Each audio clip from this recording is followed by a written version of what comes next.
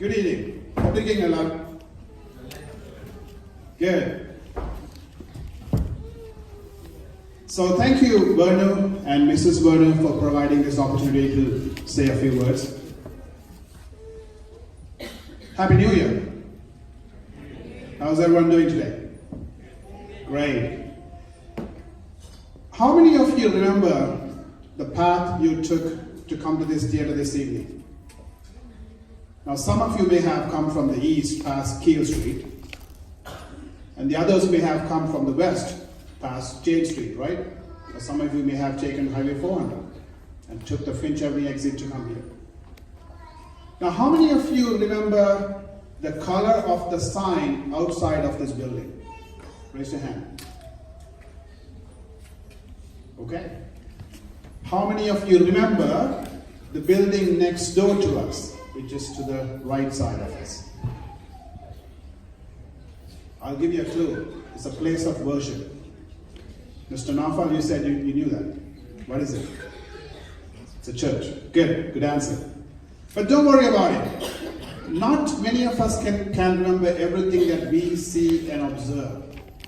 We are human, right? I too drove this evening to come to this theater. I live in Scarborough, the little Jaffna on the east end. So I took the Morningside Avenue South and I got on to Highway 401.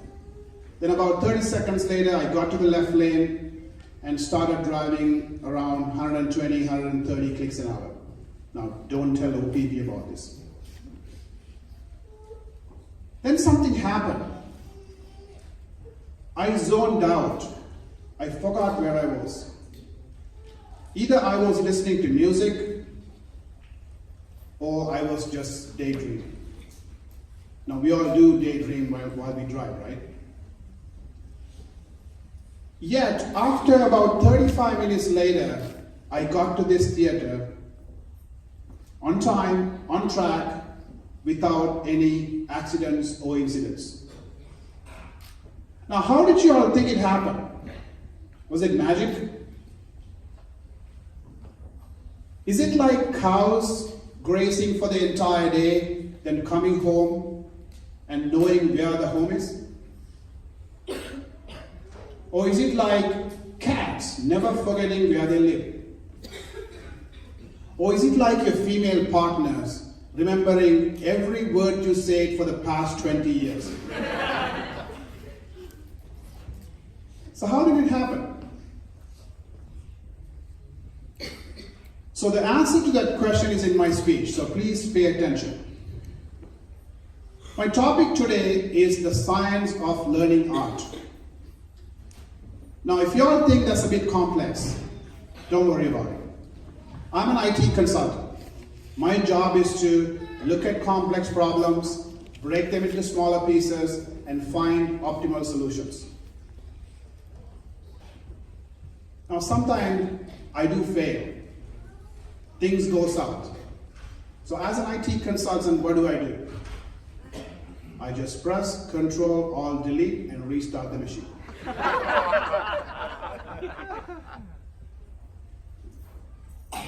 How many of you think you have two brains?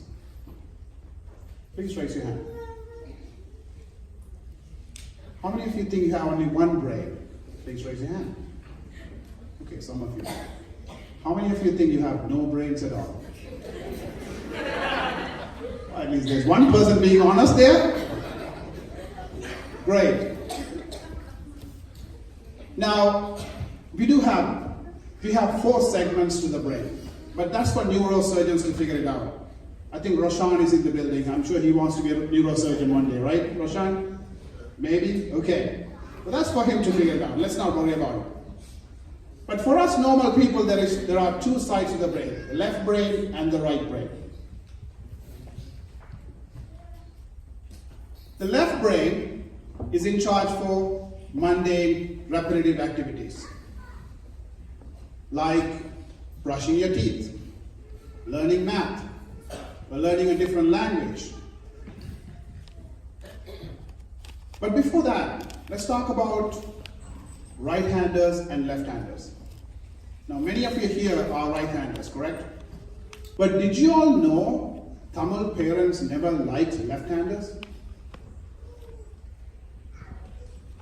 Is that true? Okay, why is that? I think because the left hand traditionally is to be used for, well, you guys know what, right? So therefore it's unhygienic, unholy. You're not supposed to extend your left hand to wish somebody. You're not supposed to raise your left hand to assert your point. Left-handers were asked not to write with it, or sometimes they were punished and forced to change. So I'm one of the left-handers. But if you're a left-hander, how many left-handers are here? 1, 2. All right. I can count 2. That's all right. You guys are supernatural. You guys are the creative people. Left-handers were the last 4 presidents of the United States, except the golden hairdo. We come up with the perfect excuse not to go to school or work. Now the right-handers, you guys are great. I'm not bashing at you. You guys do come up with some excuses when you don't want to go to school, but you come up with the same excuse every day, a fake stomachache. You get caught. But we, on the other hand, we come up with more creative stuff. If I don't want to go to work, I call my boss from the bed at 6 o'clock. I do not call his direct number, I call his voicemail. I tell him, hey boss, I'm having a sore throat. I think I'm going to die. I can't come to work today. Guess what? The boss will believe me as a true statement. He might even send me a bouquet of flowers at the end of the day. So I don't want to bash at right-handers. You guys are great too. You guys use your left brain to do most of the activities. Whereas the left-handers, we use our right brain, which is the creative side. Now you may ask, what's the connection between brain activity and the science of learning art? Let me tell you a story. I grew up in Sri Lanka as a child. The life was just the usual, mundane stuff, nothing impressive, every day the same thing. But I used to have some talent. I used to improvise Tamil songs. I used to make my own kind of renderings of the songs. And sometimes I even changed the lyrics to my own liking. Now, if you guys don't believe me, I may have to perform a song right here. So, trust my word, otherwise, you need to hear me sing it. After Bhairavi, I don't think I can sing at all. So my parents thought, this guy sings good. He's got some skills that he may use in the future. So why don't we train him formally? Who knows, one day he may go places, he could become the next best playback singer, like S.P. Balasubramaniam or Haricharan. So let's set him to some training. So after some convincing, I was sent to Mrs. Nagarajan, a young and upcoming, talented and very attractive music teacher. How many of you here learn Carnatic music or have learned Carnatic music? Come on, guys. Many of you have, right? Okay. You guys know the rituals of Carnatic music. When you start learning music, you learn the very basics. 7 musical notes. Sa, re, ga, ma, pa, da, ni, sa. That's what you start to learn. Pretty repetitive stuff, right? So that's what I learned. And after a few months, I was introduced to the ragas, which are variations of the same 7 notes. So I found it very repetitive, just like going to Kumar. Many of the kids have been to Kumar or been forced to go to Kumar, and you guys know how fun that was, right? So the time went on. After a couple of years of going to classes and never missing the class every Sunday at 10 o'clock in the morning, one day Mrs. Nagarajan called me and said, I need to see your parents. So I was like, uh-oh, I'm in trouble. So I went and told my parents, Mrs. Nagarajan wants to see you. So they came running obediently, and they met Mrs. Nagarajan. And Mrs. Nagarajan said, Mr. Ratnam, this guy is useless. He cannot learn music. The only reason I think he's coming to class is to watch other girls. So that ended my musical career. But nobody bothered to ask why I couldn't learn the basics of music, the notes and the ragas and the repetitive nature of learning music. And nobody bothered to ask.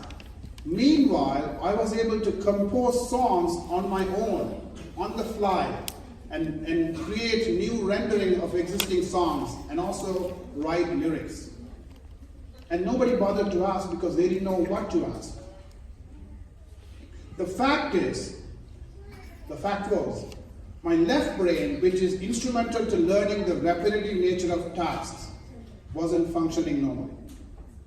Meanwhile, my right brain, which is the creative side of the brain, allowed me to control and manipulate that brain sector and come up with innovative things, creative things. So what do you think is the moral of the story? Even if you have a tiny 3-pound brain, you still need to work as a team to bring something productive. Teamwork brings success.